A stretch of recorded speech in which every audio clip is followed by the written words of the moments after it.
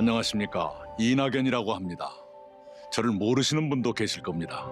소개 말씀부터 올리겠습니다. 저는 젊은 시절에 신문기자로 일했습니다. 그 다음에는 국회의원, 도지사, 국무총리로 일하고 다시 국회의원으로 돌아왔습니다. 오늘은 대통령 후보로 나서겠다는 말씀을 드리고자 이 자리에 섰습니다. 존경하는 국민 여러분, 코로나는 선전포고 없는 전쟁입니다. 우리는 성실하고 치열하게 싸웠습니다. 그러나 상처가 깊고 넓어졌습니다. 자영업자들은 허리가 더 휘었습니다. 노동자, 농어민 모두 힘겹습니다. 청년의 취업 문턱은 좀처럼 낮아지지 않습니다. 안타깝고 송구스럽습니다. 이렇게 힘겨운 국민을 더 따뜻하게 보살펴야 합니다. 그 일을 제가 하겠습니다. 특히 사회의 격차가 더 벌어지고 있습니다. 없는 사람은 더 어려워지고 외로운 사람은 더 외로워졌습니다. 청년을 비롯한 많은 사람들이 세상의 불공정에 항의합니다. 불평등을 완화하는 일이 시급합니다. 상처받은 공정을 다시 세워야 합니다. 그 일을 제가 하겠습니다. 지금은 불안의 시대입니다. 많은 사람들이 삶을 불안해합니다. 청년도, 중년도, 노년도 불안합니다. 삶을 위협하는 요소가 엄청나게 늘었기 때문입니다. 그런 모든 위협으로부터 국민 한 분 한 분의 삶을 국가가 보호해드려야 합니다. 내 삶을 지켜주는 나라가 되어야 합니다. 그 일을 제가 하겠습니다.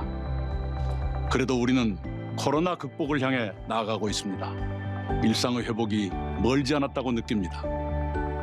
이 사진을 기억하실 겁니다. G7 정상회의의 한 장면입니다.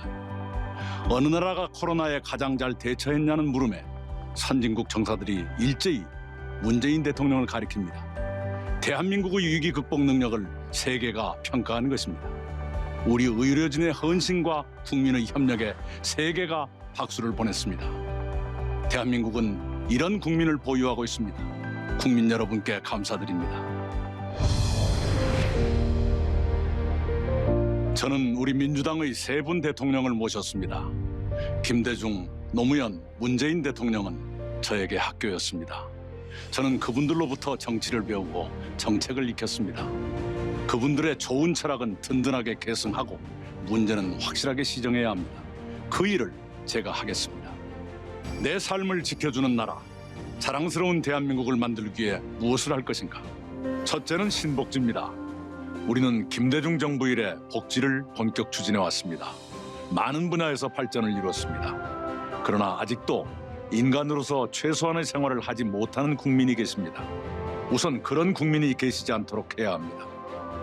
누구나 인간으로서 최저한의 삶을 보장받아야 합니다. 그것이 신복지의 출발입니다. 주거, 노동, 교육, 의료, 돌봄, 문화, 환경에서도 최저한의 생활을 국가가 보장할 책임을 지도록 하겠습니다. 그리고 2030년까지는 모든 국민이 지금의 중산층 수준으로 살 수 있도록 단계적으로 발전시켜 가겠습니다.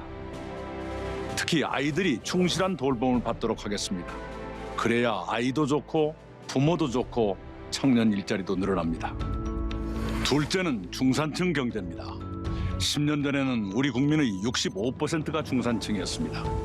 지금은 57%로 줄었습니다. 그것을 다시 70%로 늘리겠습니다.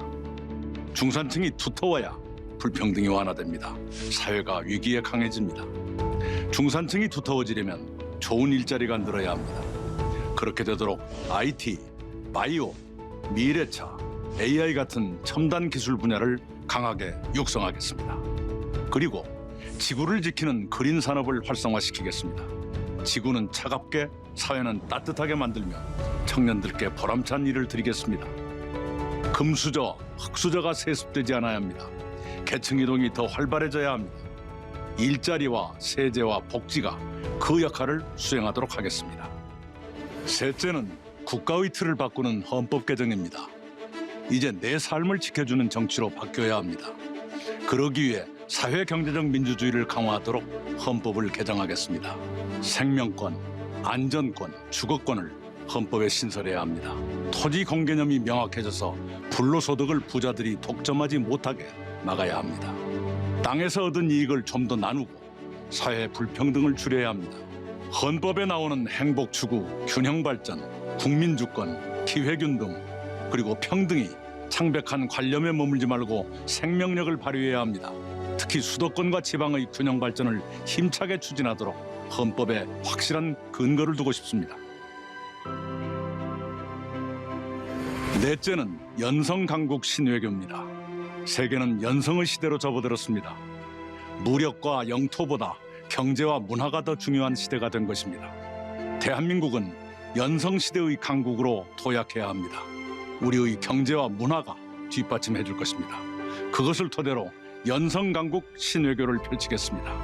미국의 세계적 투자자는 한반도가 최후 최고의 투자처가 될 것이라고 말했습니다. 그것은 평화와 통일을 전제로 한 것입니다. 한반도의 평화를 제도적으로 정착시켜야 합니다. 그렇게 하도록 한국이 더 주도적인 역할을 해야 합니다. 김대중, 노무현, 문재인 대통령의 평화외교를 이어가며 시대에 맞게 발전시키겠습니다. 미중 양국은 거대한 고래 같은 존재입니다. 그 사이에 놓인 우리의 외교는 돌고래처럼 지혜롭고 민첩하며 세련돼야 합니다. 대한민국은 세계적 위상이 G10 수준으로 높아졌습니다. 1인당 국민소득에서는 G7의 한 나라를 제쳤습니다. 이제 G5를 꿈꾸며 나아갈 만합니다. 그에 걸맞은 역할과 책임을 이행해야 합니다. 저는 국무총리로 일하면서 세계 25개국을 방문해 정상급 지도자들과 회담했습니다. 높아진 국격에 부응하는 외교를 저는 할 수 있습니다.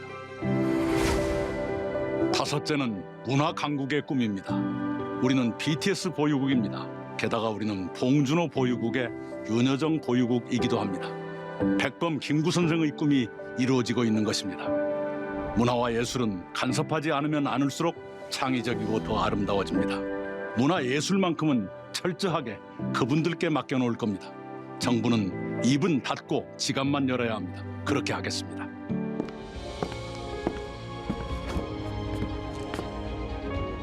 존경하는 국민 여러분, 오늘 저는 여러분의 선택을 받고자 여러 말씀을 드렸습니다.